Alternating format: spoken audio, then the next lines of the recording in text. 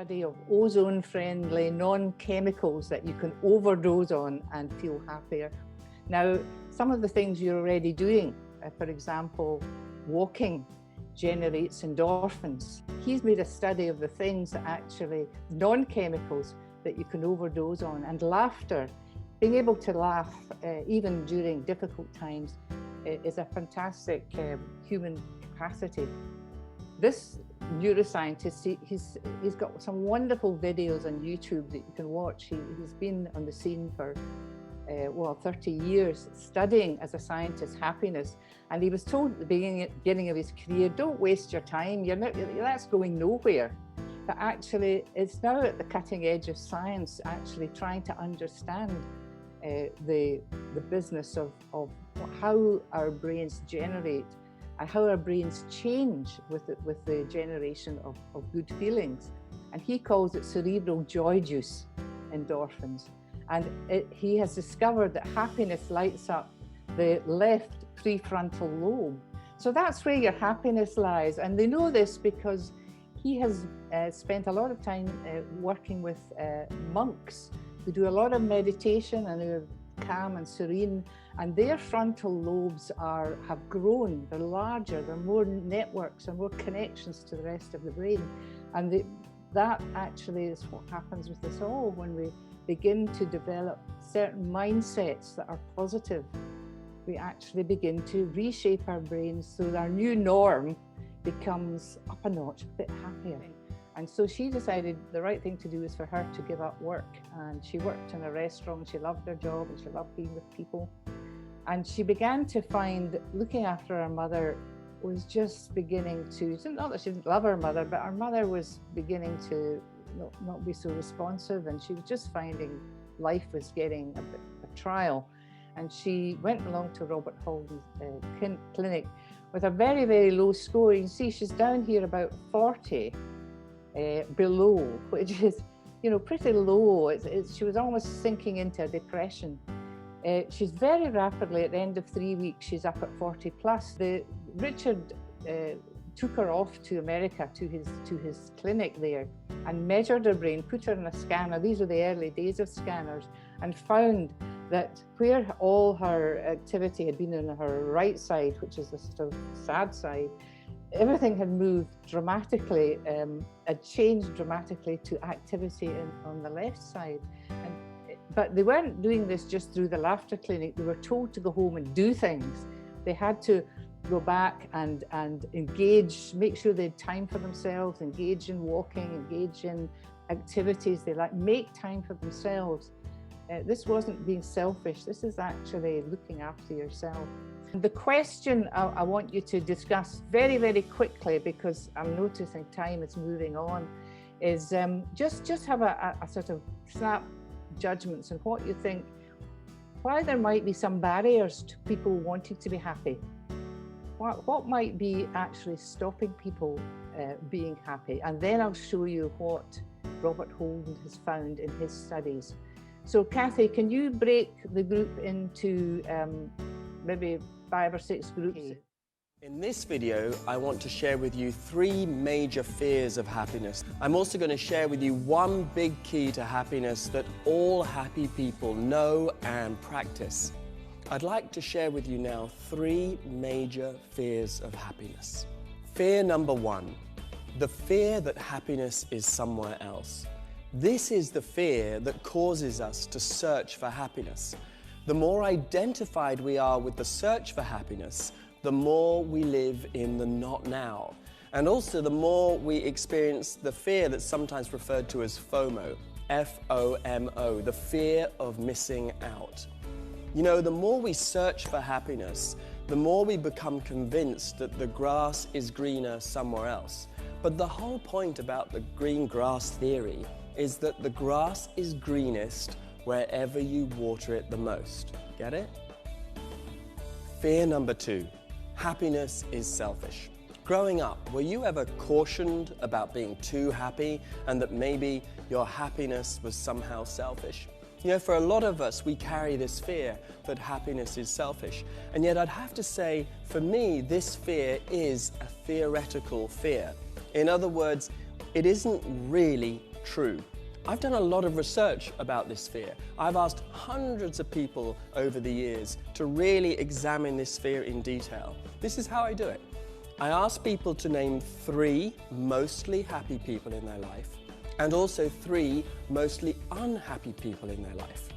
I then ask them to judge which of these people are mostly selfish, which means that they're not really interested in anybody else's happiness, they're only concerned with their own. And also which of these people are unselfish. In other words, they really are interested and concerned about everybody else's happiness.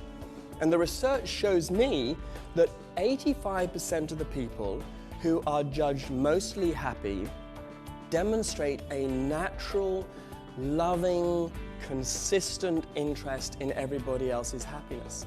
And I honestly believe that just makes sense, doesn't it? Because I think happiness fundamentally is love-based. Indeed, there's a lot of research which shows that happiness and altruism really do go hand in hand.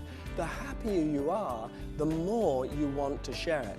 And for this reason, I honestly believe that happiness is not selfish. On the contrary, I think happiness helps you to be a more selfless, a more generous and a more loving person along the way. Happiness and love, they're like twins. They work off each other. They're essentially the same thing, I believe.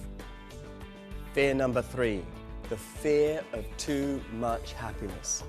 Most people have an upper limit around how much happiness is okay and how much happiness is too good to be true. One of my favorite workshops that I run from time to time is called How to Be So Happy You Almost Feel Guilty But Not Quite. And in this workshop, we look at the underlying fear here, which is the fear that you have to deserve happiness.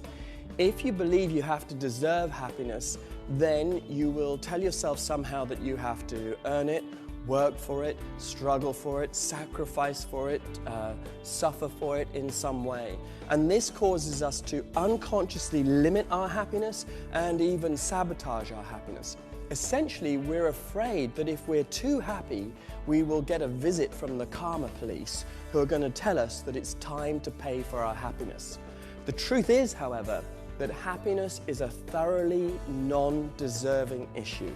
Happiness isn't something you deserve, happiness is something you accept. Happiness is a quality of your true nature, and for that reason, it's something that you tap into.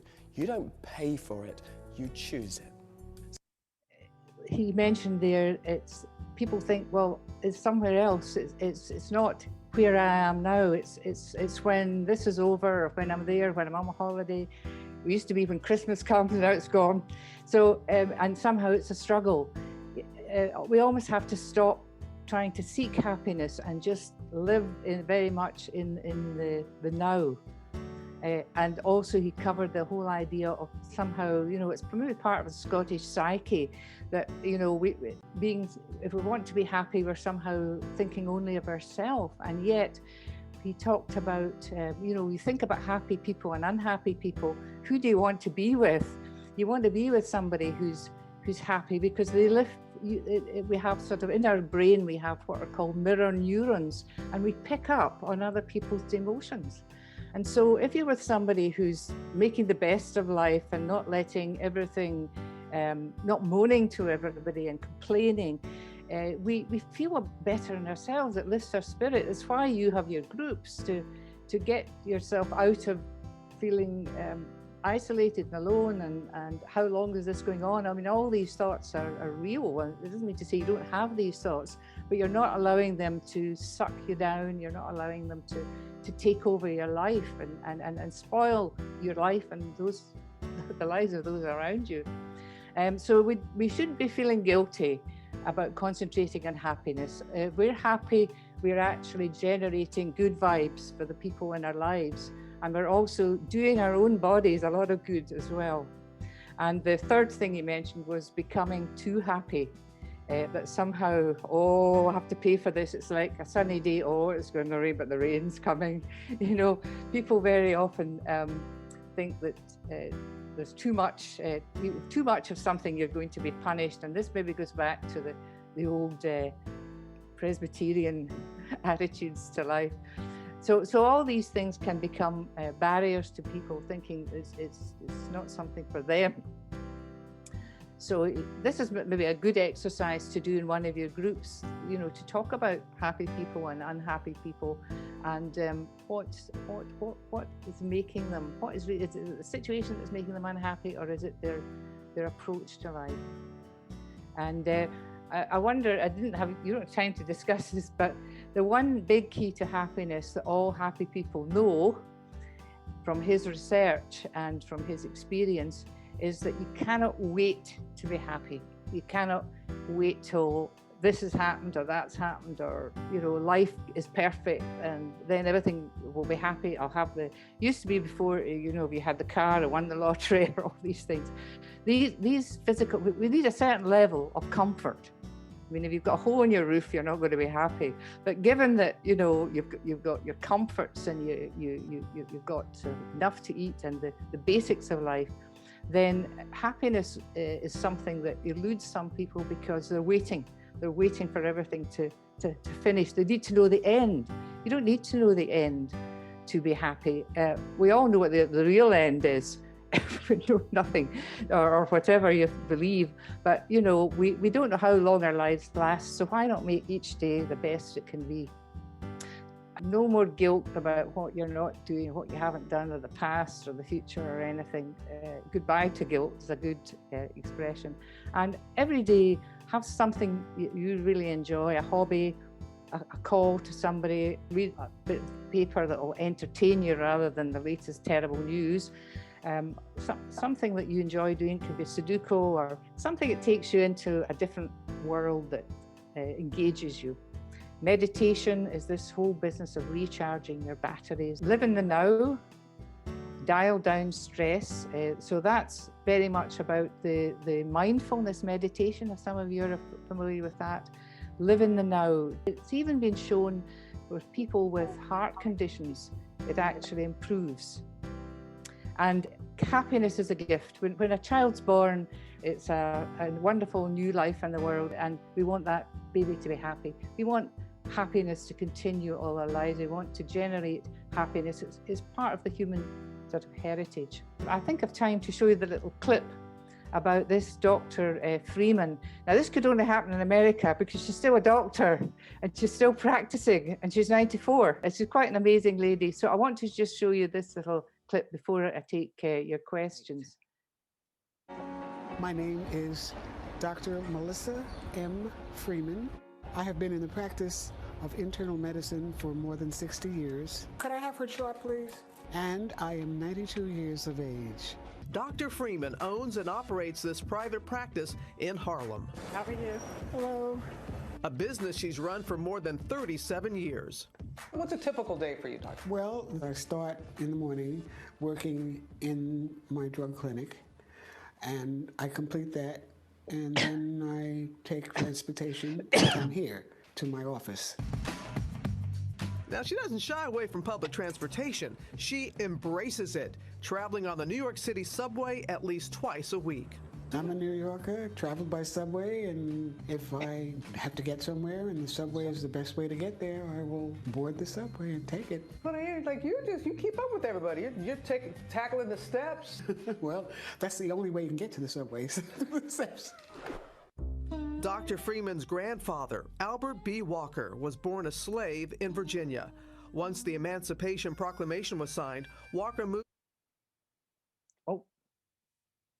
to New York City to start his family in the late 1800s. What he must think that his granddaughter became a doctor. He was an amazing little man. He was a quiet man. He had 4 grandchildren, and we all grew up in his house. And education was very important to your family. My dad, who came from rural Alabama and did not have the opportunity to get the education that he wanted to get, but he emphasized the importance of getting a high school and a college education. Dr. Freeman splits her time at her private practice and a clinic treating people who are addicted to opioid drugs like heroin and oxycodone. You have been at the forefront of helping people fight that addiction that it's hard to put into words how it has gripped this nation. Can you help people understand this addiction? Once addicted, it's a very difficult problem to release, and to see them straightening their lives up. It's a very moving thing. No plans to retire? Not that I can see in the near future, no. What is your secret to not just your longevity, but your vitality? You do what you have to do. You have to move on. As long as God gives you life and gives me strength, I have to keep doing it. And He has been very, very merciful for me.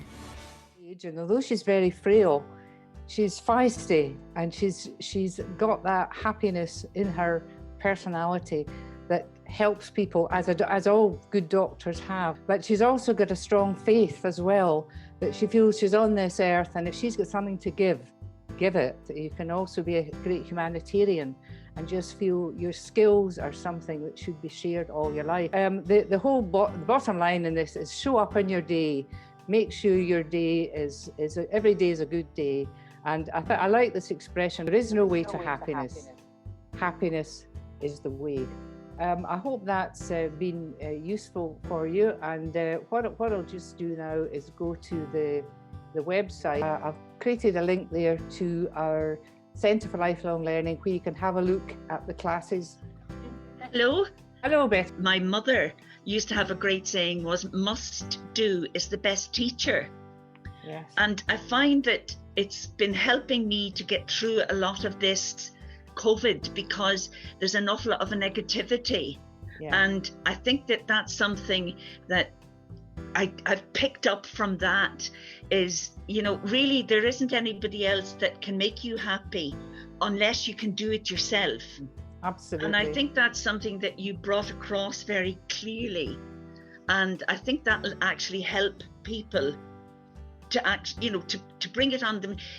You're saying that, you can't wait for it to come in the door.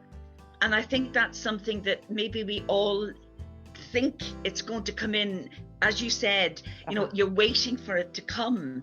So I thought that was very interesting, because that was, as I said, my mother's saying was, must do is the best teacher. And it's true. Yeah, have lots of things that you can fill your day with. Lift the phone and phone somebody. Yeah, I mean, the best thing you can do is be a volunteer. That's the best way of raising your happiness levels, is to do something nobody expects from you. And the feedback to you is multiple compared to probably the person you're helping. And choosing happiness, and happiness is the way. That's the quote from the Tibetan monks is a lovely one, actually, one to hang on to, I think. So can I ask the audience then to show their appreciation by hitting our reaction buttons for Val's input today. Thank you very much. Oh, that looks good. Thank you very much.